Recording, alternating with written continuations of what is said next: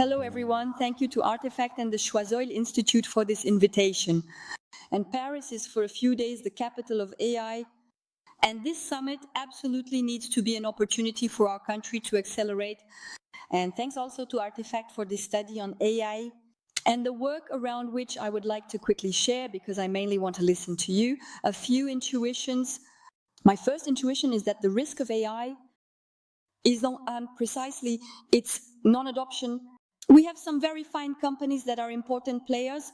We are talking about an ecosystem today of 750 companies. And for some, they are or can become leading players. But today we have a big challenge in spreading this innovation. For several years, we have talked a lot about regulation, and it was vital to protect consumers and citizens. But we haven't talked enough about dissemination, and we haven't done enough to promote experimentation and adoption. We have addressed all the risks except the most perilous one, which is non-adoption. AI is already here, and it took the eruption of generative AI into our daily lives. To make us all realize the potential of this innovation, AI is already here, as the study shows, modestly, timidly, sometimes hidden, sometimes shamefully, it must also be said. AI is already here, but tomorrow it will be everywhere. We cannot afford the luxury of missing out.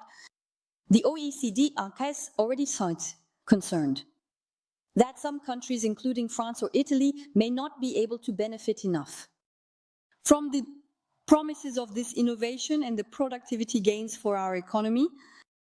My second conviction is that AI is for everyone. It must be everywhere, because AI is for everyone. I'm speaking this morning to actors who are advanced, actors, experts, but I'm counting on you. And the state will do its part to ensure dissemination, but unlike other recent innovations, this innovation is not reserved for engineers, large companies, or digital companies.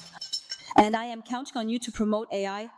It is really also something that I see, which must be something that you too absolutely need to take ownership of within our networks of small and medium-sized enterprises. I am truly struck today by the potential of AI for all professions, cognitive jobs, technical jobs, as well as jobs related to connection and care. My third intuition is that AI is a matter of work, not employment.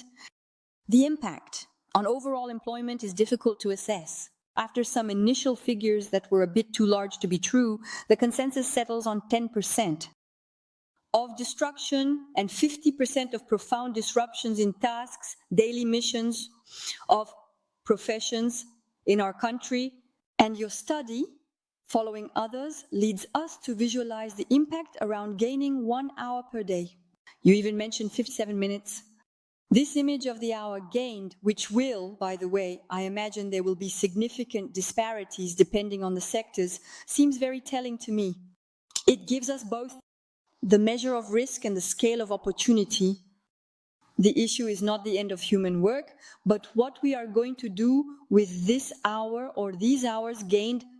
The issue is less about the impact on the volume of employment than the reorganization of work to integrate the contribution of AI, which should eliminate routine tasks. And not only that, and you say it very well, AI amplifies and enhances human work.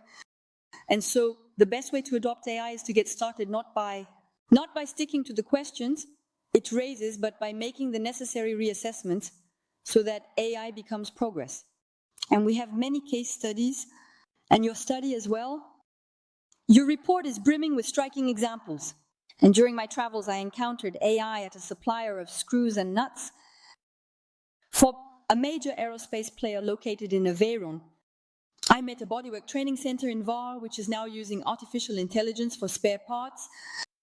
Very soon, I think that artisans will use it to proofread a contract, quickly generate a quote, create a communication support. The potentialities are numerous and varied. And deploying and evaluating is really the way today to harness the power of AI and address these risks, which include the loss of autonomy in work, this loss of also human control, data loss, biases that can exclude especially women. It should also be noted here that they should not suffer a new gender gap. The fourth intuition And it is very well stated in this study, as in other studies today, is AI without training. AI is somewhat deceptive because its ease of access will lead to its success, but the ease of access is only apparent. Discovery happens spontaneously, but widespread adoption requires an effort in training. The state will do its part by updating diplomas and training frameworks, while the personal training account and professional sectors must also do their part. But your study shows it, and there is a need and a demand. But I think the primary responsibility lies with companies and their leaders to be curious. Moreover, it is said that curiosity is one of the major attributes of leadership. To explore potentialities, to experiment with employees, to create a framework of trust, and to find the right use cases with them. This issue must be discussed with the employees. And so my fifth and final intuition is that there is no AI without social dialogue. What will we do with this hour gained and the value that comes with it? AI will affect the meaning of work, its organization, its pace, recognition, and the sharing of added value.